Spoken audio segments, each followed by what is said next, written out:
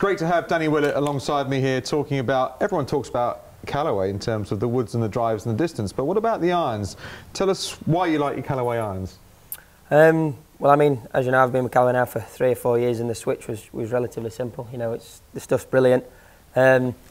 Each year that they bring new great stuff out, and I've just got the Apex irons in the bag. You know, a little bit more of a cavity back than probably what most guys would have thought that tour players would have. But you know, playability and forgiveness are fantastic, and you can still get the flights you want with the different irons. You know, as opposed to what you thought with the blades would be easier to hit them high and low. You know, the Apex cavity backs are brilliant. Are they the slightly more offset one? No, I've still kept it reasonably tourish with the normal ones, not gone too far offset. But yeah, it's just just your ones that I think most of the guys, in fairness, will put them in this year. How often do you change a set of irons? I've actually probably changed different clubs more often than others. You'll keep a set for probably a year, but I'll probably change my 9-iron, 7-iron and stuff like that a bit more often. Only because I hit bunker shots with 9-iron at times when I'm practicing. You warm up a lot of the time with 7-iron, so there's a couple of clubs that will probably change twice in a year, the whole set generally just once. And more, how often do you change model? I'll always try them when there's a new model out. I'll always try them. That's what they ask you to do, try the new stuff. We think it's better. What do you think? You have your feedback. So I think actually, in all fairness, every time a new model's come out, I have actually changed because, what they say is right. Every time they bring a new model out, it's because it's better. They won't bring a new model out that was worse and then say to you, here you go, have a go, see what you think, sure. And it's not be as good. So, I've changed every season that they've brought a new set out. That's, I've gone with the times. Really. And tell everybody here how you set your particular set of irons up. Mine are 1/4 inch longer than standard, one up with X100 super lights. That's 1 degree upright, is it? Yeah, stepped twice from the tip. Yeah. So relatively stiff shafts, but light shafts at the same time.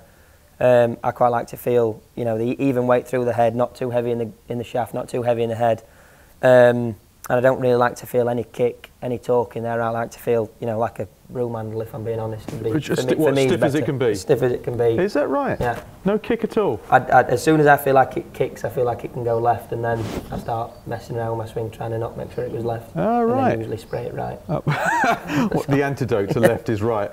And what about, grips? Because players are very picky about the way their grips are put on. Mine, I have to put my own on. Square to a fraction open. What you mean you can't rely on a Callaway technician to put them on as you want them? As good as Monksy and Woody are, they'll put them on, and while they're still wet, I'll go and tweak them. Because as soon as they go on, if someone puts them on and I grip it, and it sits closed or open, I have to go and get them re-gripped again. Do you ever think, actually, I'm just having a grip it left day, I'm just having a grip it right day, are your grips round? No, ribbed. Oh, they're ribbed. Makes it even more important for me to get them how they feel, especially in my left hand. And then I'll have 1 layer of tape under the whole grip and half a layer of tape under the right hand as well. That's amazing. Yeah, so you're very, very, very picky. Quite particular. Are you picky about everything in your life like that? Most of the time. Yeah. Have you got a tidy car? I always thought the really picky people with, it's got to be half a swing weight here and it's got to be X 2 tips, the rest of it, would have a car that you couldn't find a speck of dust in. It's not great, if I'm being honest. Just because I take everything to the golf club.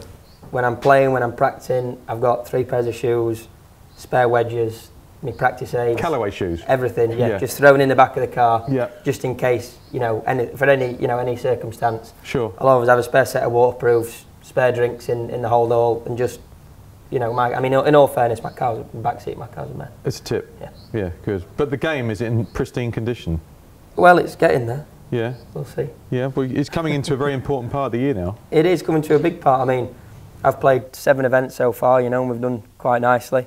But you hardly feel like you've got into a good run of events yet. So yeah, it's coming back into Europe. Makes it, a lot different. You're not going to travel, 10, 15 hours and have the time difference. So, you get to fly out on a Monday, fly home on a Sunday. So it's a very different part of the year, but it's one that usually flows a bit better. What are you targeting this year? In all fairness, the main target is to keep the body okay. Obviously, with the back problems I've had over the last 1.5 to 2 years, it's about keeping fit and then just trying to perform every week I go out. I mean, we've not missed a cut since Portugal last year, So, you know, consistency-wise, it's getting to where... When players say we, I'm always intrigued by that. When you say we've never missed a cut, who else is playing alongside you? When you say me, my coach, my caddy. Oh, okay, Team Willett.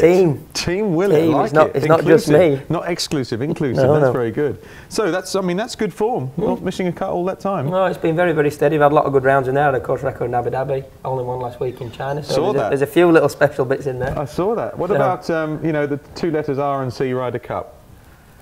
I mean, it's one of them things. It's, you know, been amazing, but I think just at this moment in time, with how my body's been, I feel like I can play at that level. Yeah. Would it right now, if someone said you're in the Ryder Cup side next week, it is? Could you play 5 rounds?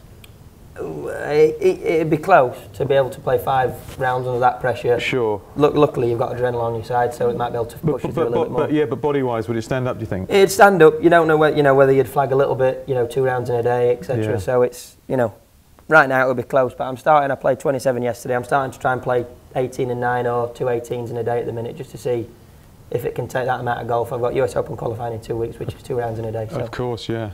And your next big event? Spanish Open next week. Which is in Catalonia. PGA Catalonia. Played that course before? Tour school. Yeah, it's pretty good. 6 years ago. Pretty good course. Good course, very good course. So you got good memories from it? Good memories, finished 3rd at Tour school. So. Got to like that. Danny Willett, this is your life. Thank you. Thank you very much.